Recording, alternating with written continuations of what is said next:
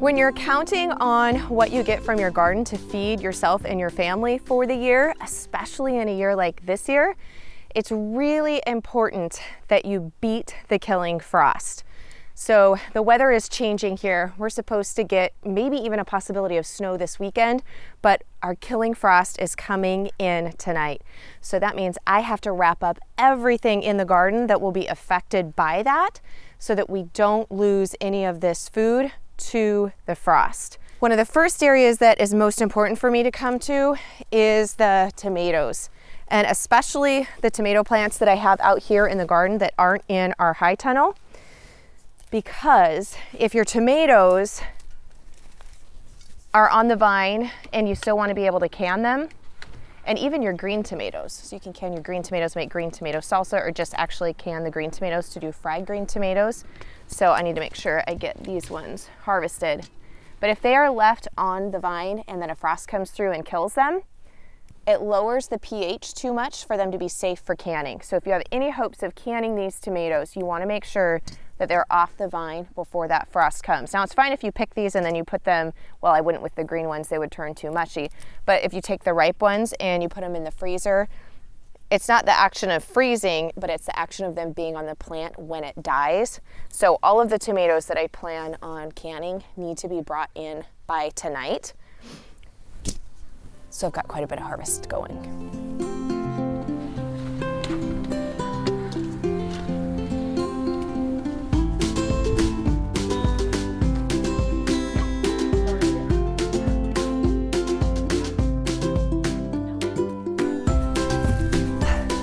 So next up is to get all of the winter squash.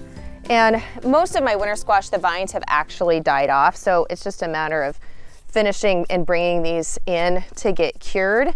I don't really want them to go through a frost and then a thaw cycle because it could potentially make them soft. It doesn't usually damage them, but I'd rather just get them in the house. As you can see, there's a little bit of the vine left here, but it's pretty much dead.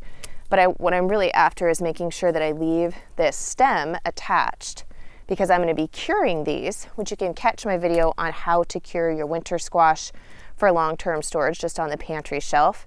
Probably should have brought a knife or scissors out here for these. But you want to leave that stem on so oxygen doesn't get in and break down. So you'll have a lot longer shelf life when you've got that stem still on there. And I left these out here this long because the longer they're on the vine and the riper they are before you harvest, then the less time you have to cure and the more flavor that they have. I want them to get as ripe as possible on the vine. And then you're going to finish curing them not only for storage. See, this one's still a little bit green. So you can see there's a little bit of green stripes in there, and it's not quite as that dark color as this one. You can kind of see the difference. But we're still going to go ahead and harvest this because it's not going to get any riper this time of year. And curing it will develop a little bit more of the flavor. And then same thing with our pumpkins. These are some of my little small pie pumpkins. And this one's so little, it's going to end up probably being more of just a decoration. Because as you can tell, there's not a whole lot of flesh on that thing to harvest.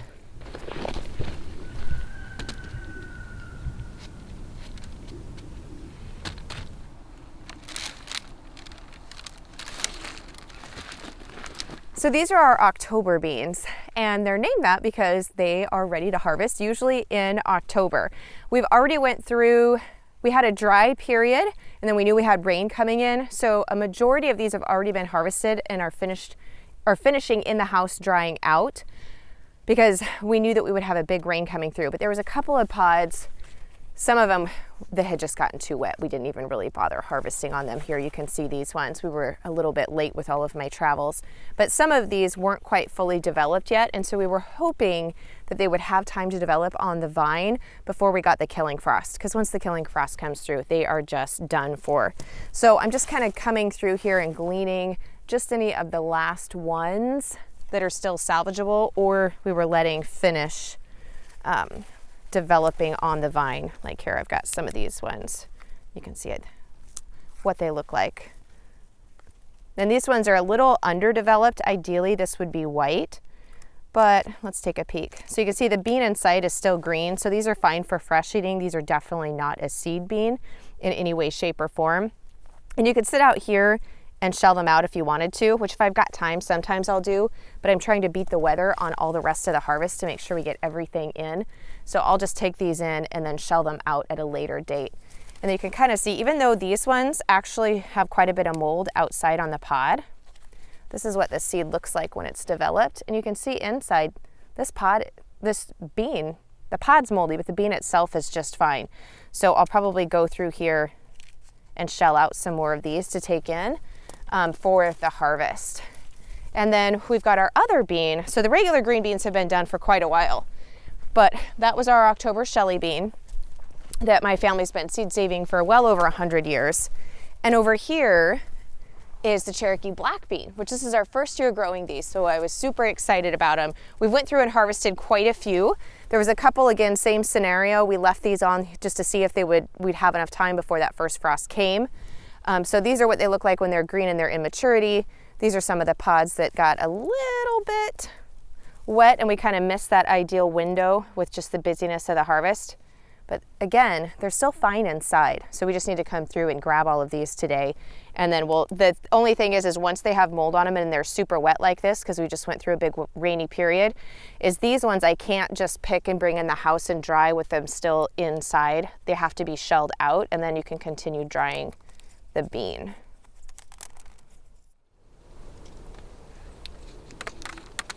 And then this is what the pod looks like when it's at the ideal maturity. So you can see that's not moldy yet, but it's went from that green color to that nice dark purple, and all of the beans inside are ready to go. So these ones are a little bit immature, so those ones didn't fully develop. So we'll just toss those. But these ones are ready to be either dry, so you can continue drying those, or you can eat them right now.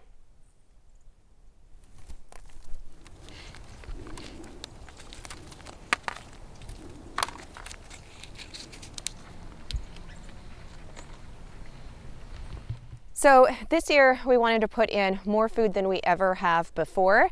So we actually put in this garden bed. You can watch one of the videos when we actually put this in. It was just grass, and we made it into the corn patch for this year. But we planted super late because we actually weren't even sure that we were going to plant corn or put in more garden space, but we decided to at the last minute.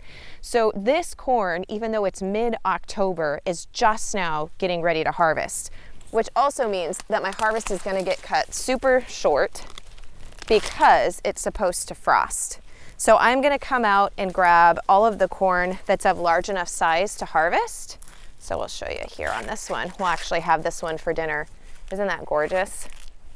So we actually decided this year that we're going to do 2 crops next year. Plant one early enough that I would actually get corn in the summertime, but then we're going to stagger and do a later crop like this so that we have fresh corn coming through all the way through the fall. And the great thing is if some of the corn ears are a little bit more on the immature side, which I do have some of these stalks, there's just no way that like this one is going to develop enough because it'll be frosting and dying. So it's really small. It's not really mature enough, but the chickens and the pigs and the cows don't care a bit. So they'll get whatever is not really mature enough or ideal enough for us. So one way or another, this is going to feed our family. But I need to get this harvested. And now it's starting to rain. Before, which is one of the things, we're always battling against either the killing frost or the rain here in the Pacific Northwest. So all of this needs to get harvested today for what we're gonna eat, and then the rest of it can go out to the animals. But it doesn't just stop at the harvest time. Then we still have to figure out the ways that we're going to be dealing with all of these crops to last us beyond what we'll be eating fresh.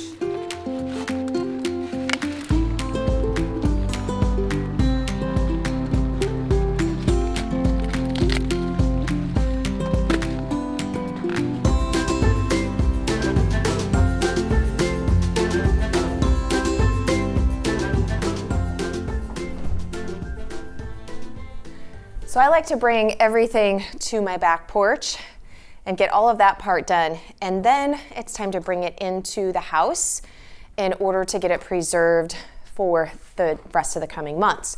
So for these pumpkins, now ideally these would be curing outside in temperatures from about 75 to 85 degrees Fahrenheit. However, with a killing frost and snow coming this weekend, I am not going to get anywhere near those temperatures. And we had a kind of a cold summer. It took a long time for it to get started. So it's actually a pretty late harvest before most of my stuff was actually ripe enough to be able to harvest. So I'm bringing in these pumpkins to finish curing inside the house. So I've got them next to our wood stove, which is obviously going to be the warmest area in the house. And I'm just going to be putting these all along here. I got a few of them up here. It's kind of nice when your food is part of your decoration as well. But it's all near the stove, and they'll be here for probably about 2 to 3 weeks. And as these stems, like see, this stem is still a little bit green. This one's still a little bit green, and this one. So as they cure, they'll dry out, the stems will get darker. See, these ones have been in here for a little bit longer. And what we're really looking for is the outside skins to be hardened so that if I like push it with my fingernail, there's no type of indent. If there was any type of wounds, which these don't really have any, they would begin to scar over. And then I've also got here where this is like where you have true farmhouse, where it's not just pretty, but it's totally functionality. I've got some of the beans that we shelled out. So I've got some of these here that are drying, so you can kind of see what they look like when they're shelled out. These are the Cherokee black beans. They're smaller. And all of these larger ones, even though there's quite a bit of different color variation in them, these are our October beans. And I actually really like it when they have a little bit more of the darkness in them. So I'm going to be seed saving some of these darker ones so that I can get more of that in the harvest. You can see the majority of the harvest is more the white with just the speckleds, but that's kind of the great thing about seed saving is you can pick the ones, and it's really just color. It has no difference on the flavor that I can discern between the different colors on them. I just think they look prettier when they're shelled out and I put them in the jars and I look in the pantry. Then here I've got my onions, same thing. We just did not have enough curing weather by the time these were ready, warm weather left. So I've got, these are gonna finish curing and drying here. Some of them are close, like this guy here is close, but the big thing is I'm gonna be braiding these, and these are the copra onions. So these will stay on the pantry shelf once they are braided and fully cured for up to almost a full year, but usually at least 6 to 9 months. But I need to make sure that this centerpiece right here where it's the thickest is fully dried before I braid them, because if it's not and then I braid them and then I go and take them away from the warm environment where they're still able to dry into the pantry, you can get mold and then it'll spread. So I'm going to make sure that these ones are fully dry, and then you can obviously tell these ones they're nowhere near, right? These need quite a bit longer drying time before I'm going to be able to store them, because this is still really, really green, and this is still actually, this is a blush onion. It'll store for about 3 to 4 months.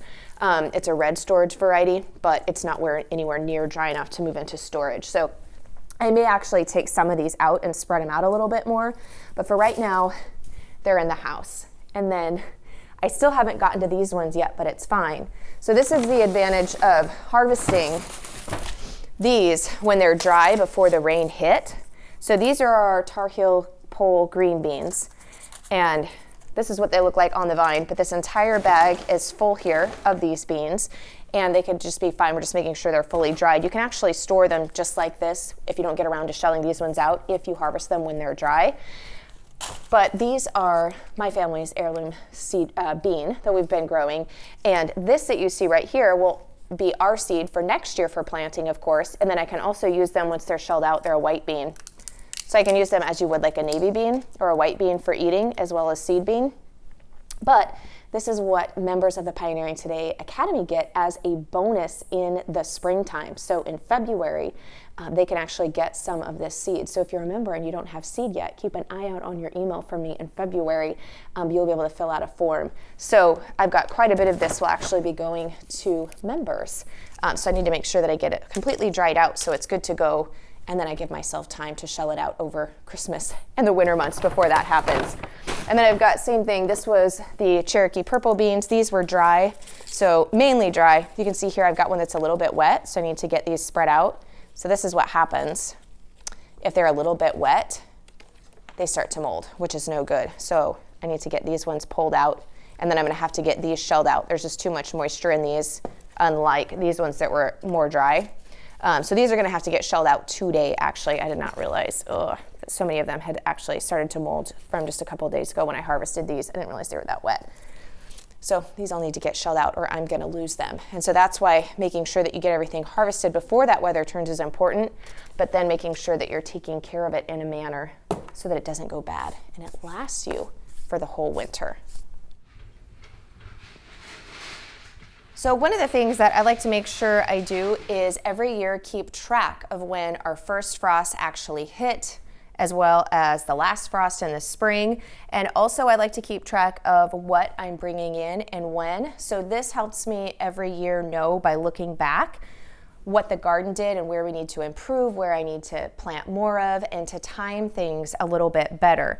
So I have the family garden planner. So in here I've got my day planner, and then I also have my harvest yield. So I got to record all of the pumpkins that I brought in today and the winter squash, as well as the beans. And then I'm also making a note that we're supposed to get that killing frost tonight.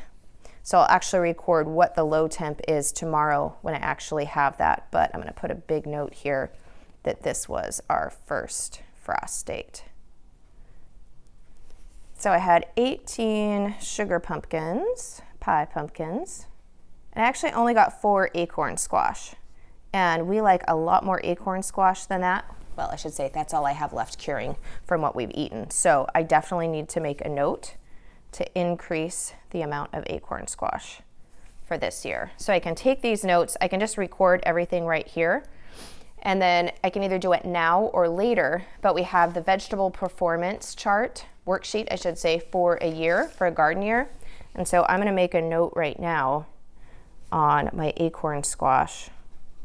We planted it in May, and I did 4 plants. And I actually only ended up with about 2 because the weather was so cold. I only ended up with 1 acorn per plant, which is really low yield, but you can't control the weather. So I definitely am going to mark my number to plant again. I did 4, and I think we're actually going to triple that and do 12 plants next year because we really like acorn squash. So I've got notes here. But the great thing about this is, honestly, when it comes time to planting next year, especially if you garden for more than 1 year, the years start to run together. And so if I don't keep track of this now, or if I just have it on pieces of paper, which I've done in the past, and I just have notebooks all over the place, then when it actually comes time next year, I've lost those pieces of paper, or I can't exactly remember what I thought I was going to do. So this way I've got it all in one planner, and then I actually can put it into my days and schedule everything in so I don't miss anything. So this is the Family Garden Planner. So this accompanies my book, The Family Garden Plan, and you can snag a copy of that at melissanorris.com/planner, including some really fun bonuses that have the vegetable curing charts that tell you at exactly what temperatures and how long and how to cure your different vegetables for long-term storage. So you can grab that bonus and order your copy of the Family Garden Planner.